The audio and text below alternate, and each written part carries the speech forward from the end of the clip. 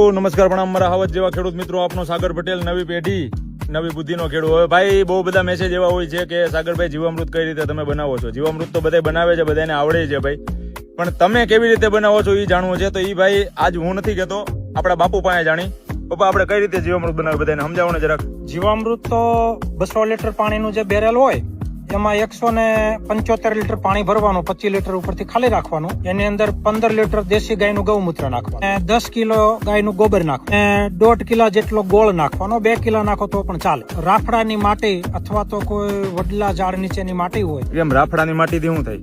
એમાં સજીવ બેક્ટેરિયા હોય, જ્યાં ક્યારેય પણ દવાનો છંટકાવ કરેલો ન હોય તો જ એમાં ઉધઈ રાફડો બનાવી શકે. કોઈ પ્રકારની કેમિકલ પેસ્ટિસાઇડ છાંટેલી ન હોય તો જ ત્યાં ઉધઈ હોય. 100%. અથવા તો વડલો કે પીપળા નીચેની માટી એ પણ આપણે 1 મુઠ્ઠી જ લેવાની, વધારે નહીં. અને પછી બેસન નાખવાનો, ચણાનો લોટ એ 1 કિલો નાખવાનો. આ 200 લીટર બેરલ નું પ્રમાણ છે. એ બધું મિશ્રણ કરી અને પછી એને 200 લીટર ના બેરલ ની અંદર નાખી દેવાનું. અને નાખ્યા પછી તમારે લાકડીનો ડંડો લઈ અને ઘડિયાળનો કાંટો હાલે એ દિશામાં તમારે 5 મિનિટ સવાર ને 5 મિનિટ સાંજે હલાવવાનું. બરાબર. અને ઉપર તમારે કોટન નું કપડું અથવા તો કોથળો લઈને ઉપરથી એને ઢાંકેલું રાખવાનું અને છાયામાં રાખવાનું. હવે આ જીવામૃત બનાવવાની પદ્ધતિ. આ જીવામૃત તમારે લગભગ 5 થી 6 દિવસમાં તૈયાર થઈ જાય.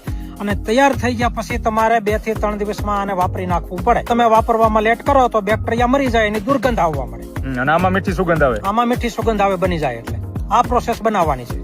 બરાબર. ઓકે, હાલો કરી દો બધાને. આમ મળી પછી એ રામ.